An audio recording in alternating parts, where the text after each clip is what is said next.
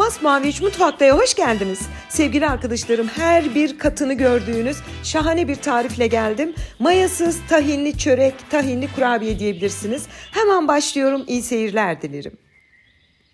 Hamurumuz için gerekli malzemeler: yarım su bardağı sıcak suyu yoğurma kasemize alalım. Yarım su bardağı şekeri ilave edip tel çırpacakla şöyle kısa bir süre karıştıralım. Yani şeker hafif erimiş olsun. Yarım su bardağı süt. Bu arada ben bütün malzemeleri gram olarak da açıklama bölümüne yazacağım. Bir tane yumurta, 60 gram eritilmiş tereyağımızı da ilave edip hepsini bir karıştırıyoruz. Yani bütün malzemeler birbirine geçişmiş olsun. Biliyorsunuz sevgili arkadaşlarım, tarifimiz mayalı bir tarif değil. Bu yüzden bir tatlı kaşığı dolusu kabartma tozumuzu ilave edelim. Onu da karıştıralım. Zaten karıştırdığınız an köpük köpük olacaktır. Bakın. Şimdi unumuzu ekleyerek çörek hamurumuzu yoğurmaya başlayalım. Toplam un miktarı bende 4 su bardağı tam denk düştü. Kontrollü ekleyin lütfen. Orta yumuşaklıkta ele yapışmayan bir hamur elde edeceğiz. Şöyle bir tahta kaşıkla kabaca toparlıyorum. Daha sonra yoğurmaya başlıyorum. Biliyorsunuz bu tarz hamurlarda her zaman tavsiye ediyorum. Mümkünse 5 dakika yoğurun. İster kasede elinizle, en kolayı tezgahta yoğurmaktır. Bir 5 dakika yoğurun ki hamur güzel bir kıvam alsın. Ben 3 dakika kadar kasenin içinde bu kıvama getirdim. Şimdi tezgahta çalışacağımız için çok az un serptiğim tezgaha aldım. Kesmeden önce şöyle bir tur daha elimle yoğurup hamuru tam kıvamına getirdim. Bakın sevgili arkadaşlarım, kıvamını size göstereyim. Ele hiç yapışmayan, yumuşacık, pürüzsüz güzel bir hamurumuz oldu. Şimdi hamurumuzu şöyle bir silindir haline getiriyorum ve ortadan bir hamur kartıyla kesip 12 eşit bezeye alıyorum. Bunu da yine göz kararı kestim. Baktınız bazısı küçük oldu, büyük oldu, fark etmez. İlla aynı büyüklükte olacak diye bir şey yok. Ve bütün kestiğim hamurları beze alarak hazırlıyorum. Çok zevkli bir çalışması olan, hiç mayalı olmadığı için hiç de beklemiyoruz. Yani yoğurup hemen çalışmaya başlıyoruz. Çok şahane bir tarif sevgili arkadaşlarım. 12 tane bezeyi aldım. Şöyle bir tepsinin içerisine biraz un serpelim ve bezelerin hepsini bu tepsimize alalım. Yani mayasız da olsa her hamuru yoğurduktan sonra bir 10-15 dakika dinlendiriyoruz. Hamur bir kendine gelsin. Yani hemen apar topar açmayalım. Bir hamur kenarda bir kendini toparlasın. Harcımız için gerekli malzemeler: bir su bardağı tahin. Bu arada tahininiz katıysa ona akışkan bir kıvama getirin. Çünkü bazen öyle oluyor. 60 gram eritilmiş tereyağı. İkisini güzelce karıştıralım. Toplamda 125 gram tereyağı kullanıyoruz bu tarifte. Bakın sevgili arkadaşlarım, bu kıvama getirin. Bu arada benim kullandığım tahin çifte kavrulmuş susamdan üretilmiş bir tahin. Yani aroması çok daha güzel oluyor. Bir 15 dakika hamurumuzu dinlendirdik. Şimdi tek tek açmaya başlayalım. Çok kolay açılıyor zaten. Şöyle 1-2 dokunuşta istediğiniz ölçüde açabiliyorsunuz. Yaklaşık bir 15-17 santim çapında bütün bezeleri açıyorum. Bu açma işlemi bende dakikaya da baktım, 3 dakikamı aldı. Yani 12 bezeyi açıp tezgaha dizmem tam 3 dakikamı aldı. Bezelerimizin hepsini açtım, hazırladık. İç harcımızı da hazırlamıştık. Şimdi bunları sevgili arkadaşlarım şöyle bir yer açıyorum tezgaha çalışabilmek için. Ne kadar geniş açıdan büyük bir adada çalışsam da bu tarz tariflerde bazen yer yetmiyor. Yine aynı tabağa aldım az önce kullandığımız. Biraz un serpelim ki yapışmasın hamurlar. Şimdi açmış olduğumuz her bir tane bezemizi şöyle bir kıyısından köşesinden elimle biraz çekiştirerek sündürüyorum. Ve bir tanesini tabanına serelim. Daha önce hazırlamış olduğumuz tahinli ve tereyağlı harcımızdan 1-1,5 yemek kaşığı kadar ekleyip boş yer kalmayacak şekilde her tarafına yayalım. Şimdi sevgili arkadaşlarım, bu çörek orta tatlı. Çok tatlı seviyorsanız şeker oranını artırabilirsiniz. Kullanacağımız şeker oranı 4 yemek kaşığı da şekerimiz var içine kullanmamız için. Üzerine göz kararı biraz şeker serpiyorum ve iri öğütülmüş 1 su bardağı da cevizimiz var. Cevizi serpip diğer bezeyi de üzerine alıyorum. Yani bu şekilde dönüşümlü olarak 12 adet bezemizin hepsini çok pratik bir şekilde dizelim. Bu arada tahinin her tarafa değmesine özen gösterin. Boş yer kalmasın.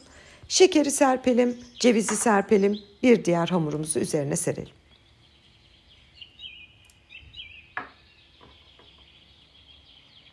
Ve bu şekilde bütün hamurların birçoğunu dizdim. Bakın sevgili arkadaşlarım, bu katları dizdiğinizde diğer katı koyduğunuzda hani üstü biraz tümbesek olur. Nasıl tümbesek değil, böyle dağ gibi oluyor, tepe gibi oluyor.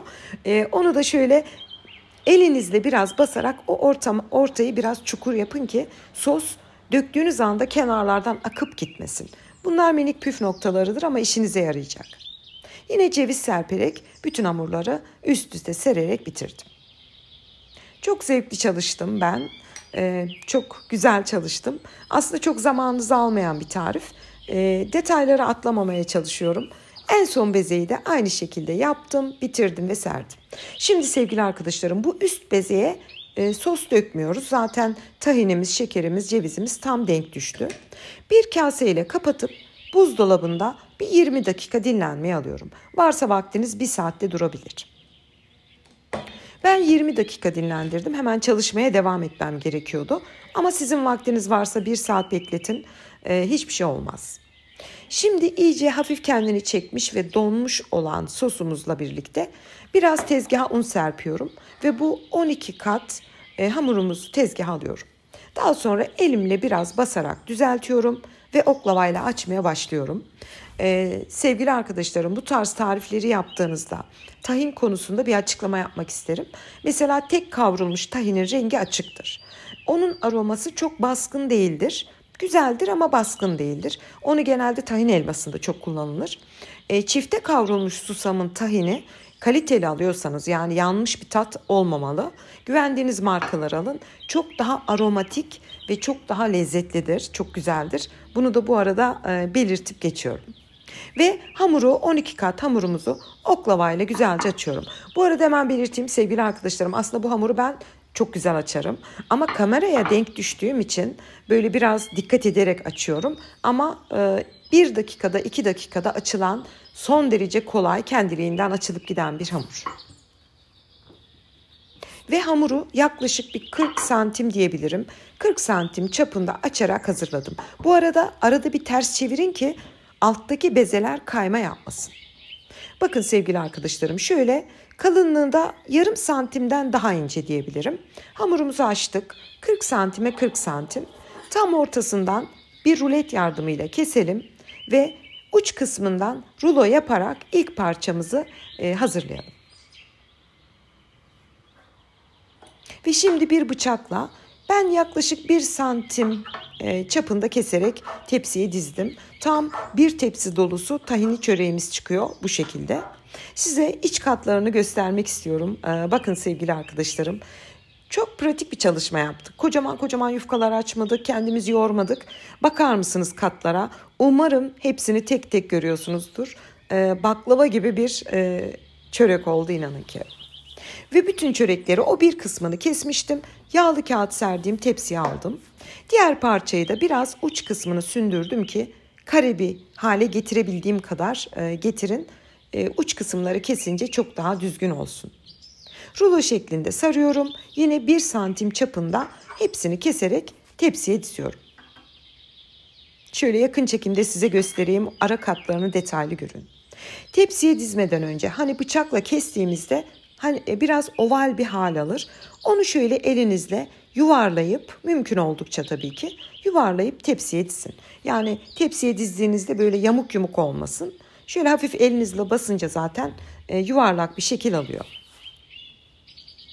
Ve bütün çörekleri bitirdim. Tezgahı temizledim ve sonuncuyu da tepsiye ilave ettim. Şöyle yakın gösteriyorum sevgili arkadaşlarım. Çöreklerimiz fırına gitmek için hazır.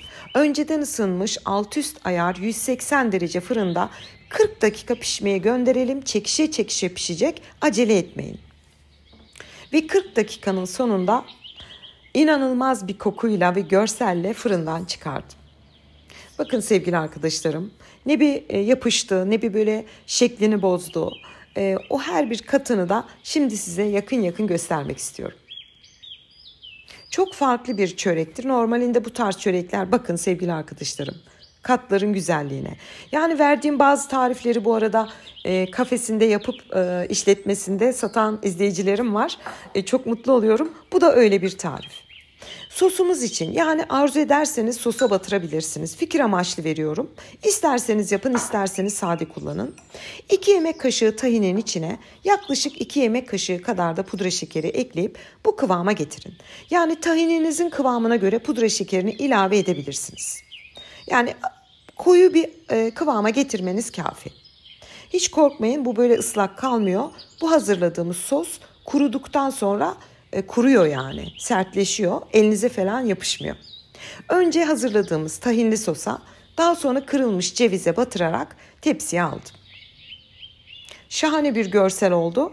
Ekstra bir tahini sevenler için ekstra bir de lezzet katıyor.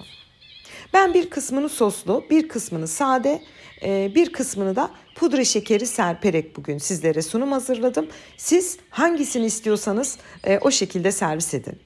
Bu tarz tarifleri nerelerde yapabilirsiniz? Kız istemeye giderken, bir davete giderken, önemli bir gününüzde yapabilirsiniz. Veya kendiniz için keyfi yapın. Bir kurabiye kabının içine doldurun. Kahvenizin yanında böyle enfes bir şekilde tüketin sevgili izleyicilerim. Çok havalı, çok güzel bir tarif. Doku testine geçiyorum. Çıtırtısını lütfen dinleyin.